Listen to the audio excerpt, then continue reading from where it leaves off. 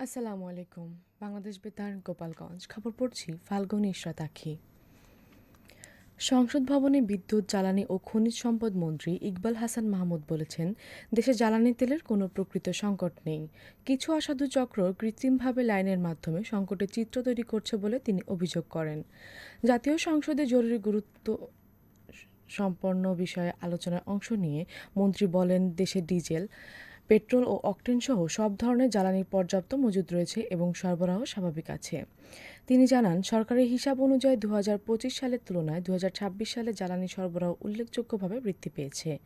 মন্ত্রী আরও বলেন, কিছু এলাকায় লাইনের দৃশ্য দেখা গেলেও তা প্রকৃত সংকট নয়, বরং একটি গোষ্ঠী বাজারে অস্থিরতা তৈরি করছে। এ ধরনের পরিস্থিতি মোকাবেলায় নিয়মিত অভিযান চালানো হচ্ছে বলেও তিনি জানান। জ্বালানি খাতে স্থিতিশীলতা বজায় রাখতে তিনি জাতীয় ঐক্যের আহ্বান জানান এবং জনগণের স্বার্থ রক্ষায় সরকারের প্রচেষ্টা অব্যাহত থাকবে বলে সংসদকে অবহিত করেন। সেবার ব্রতে চাকরি, এ স্লোগানকে সামনে রেখে শরীয়তপুরে বাংলাদেশ পুলিশের ট্রেনি রিক্রুট কনস্টেবল নিয়োগ কার্যক্রমের দ্বিতীয় দিনের পরীক্ষা সম্পন্ন হয়েছে। গতকাল জেলা পুলিশ লাইন্স মাঠে প্রথম দিনের বাছাইকৃত প্রার্থীরা ২০০ মিটার দৌড়, পুশ আপ, লং জাম্প ও হাই জাম্প সহ বিভিন্ন শারীরিক পরীক্ষায় অংশ নেন। নিয়োগ বোর্ডের সভাপতি পুলিশ সুপার রৌনক জাহানের তত্ত্বাবধানে সম্পূর্ণ স্বচ্ছ ও সুষ্ঠুভাবে পরীক্ষা অনুষ্ঠিত হয়। এ সময় তিনি প্রার্থীদের দালাল চক্র থেকে সতর্ক থাকার আহ্বান জানান। নিয়োগ কার্যক্রমে অতিরিক্ত পুলিশ সুপার সহ বিভিন্ন জেলার প্রতিনিধিরা উপস্থিত ছিলেন। মাদারীপুরে শিশুদের বিভিন্ন রোগ প্রতিরোধের টিকার পর্যাপ্ত মজুদ রয়েছে বলে জানিয়েছে জেলা স্বাস্থ্য বিভাগ। জেলা civil surgeon doctor Mohammad Shariful Abedin Kamal জানান, হাম, রুবেলা, যক্ষ্মা, নিউমোনিয়া, ধনুষ্টঙ্কার সহ গুরুত্বপূর্ণ টিকায় কোনো ঘাটতি নেই এবং জেলার সব উপজেলা স্বাস্থ্য কমপ্লেক্সে প্রয়োজনীয় সরবরাহ পাঠানো হয়েছে। স্বাস্থ্য বিভাগ আরও জানায়, বর্তমান মজুদ শেষ হওয়ার আগেই নতুন চালান পৌঁছাবে। তবে ওরাল পোলিও টিকা আপাতত জেলা হাসপাতালে নেই।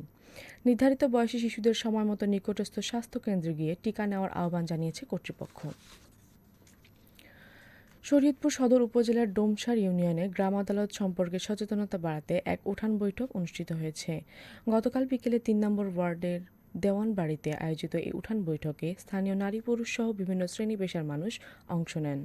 ডোমসার ইউনিয়ন পরিষদের উদ্যোগে আয়োজিত এই কর্মসূচিতে গ্রাম আদালতের সুবিধা ও সহজ বিচার প্রাপ্তির বিষয় তুলে ধরা হয়। বক্তারা জানান, গ্রাম আদালতের মাধ্যমে দ্রুত ও স্বল্প খরচে বিচার পাওয়া সম্ভব। বৈঠকে চেয়ারম্যান মোহাম্মদ মুজিবুর রহমান খান সহ সংশ্লিষ্টরা উপস্থিত ছিলেন। ফরিদপুরের ভাঙ্গায় সড়ক দুর্ঘটনায় হামিম সর্দার নামের এক কলেজ শিক্ষার্থী নিহত হয়েছে। গতকাল সন্ধ্যায় ঢাকা মাওয়া ভাঙ্গা এক্সপ্রেসওয়ের বামনকান্দা এলাকায় একটি ব্যাটারি চালিত অটোরিকশার সঙ্গে মোটরসাইকেলের সংঘর্ষে তিনি গুরুতর আহত হন। পরে স্থানীয়রা তাকে হাসপাতালে নিলে চিকিৎসক মৃত ঘোষণা করেন। নিহত হামিম ভাঙ্গা সরকারি KM কলেজের ছাত্র এবং ভাঙ্গা পৌরসভার পূর্ব হাসামদিয়া গ্রামের বাসিন্দা। এ ঘটনায় এলাকায় শোকের ছায়া নেমে এসেছে। পুলিশ জানিয়েছে, এ ব্যাপারে প্রয়োজনীয় আইনগত ব্যবস্থা প্রক্রিয়াধীন রয়েছে। এবারে শুনুন কৃষি সংবাদ।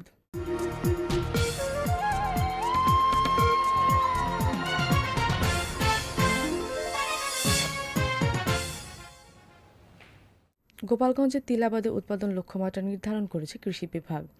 ২০২৫-২৬ অর্থবছরে জেলায় ৪২ হেক্টর জমিতে তিল চাষ করা হয়েছে। হেক্টর প্রতি গড় ফলন ১.১২ মেট্রিক টন ধরে মোট ৪৭ মেট্রিক টন উৎপাদনের লক্ষ্যমাত্রা নির্ধারণ করা হয়েছে। কৃষি বিভাগ জানিয়েছে, সময়মতো বপন, উন্নত জাতের বীজ ব্যবহার এবং অনুকূল আবহাওয়া থাকায় এবছর ভালো ফলনের সম্ভাবনা রয়েছে। মাঠ পর্যায়ে কৃষকদের প্রয়োজনীয় পরামর্শ ও সহায়তা দেওয়া হচ্ছে। সংশ্লিষ্টরা আশা করছেন, অনুকূল পরিস্থিতি বজায় থাকলে নির্ধারিত উৎপাদন লক্ষ্যমাত্রা অর্জন সম্ভব হবে। খেলার খবর, ক্রিকেট।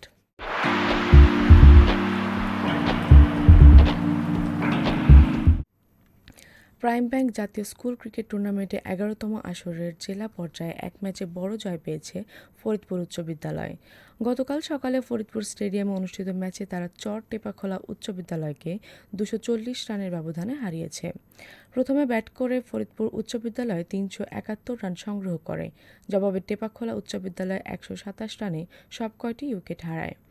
এ জয়ে ফরিদপুর উচ্চ বিদ্যালয় টুর্নামেন্টে শক্ত অবস্থান তৈরি করেছে। সবশেষে আবহাওয়া।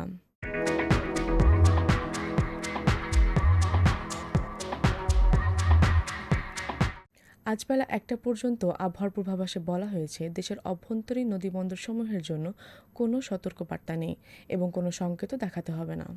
খবর শেষ হলো। আমাদের পরবর্তী খবর প্রচারিত হবে আগামীকাল সকাল ৮টা ৩০ মিনিটে বাংলায়।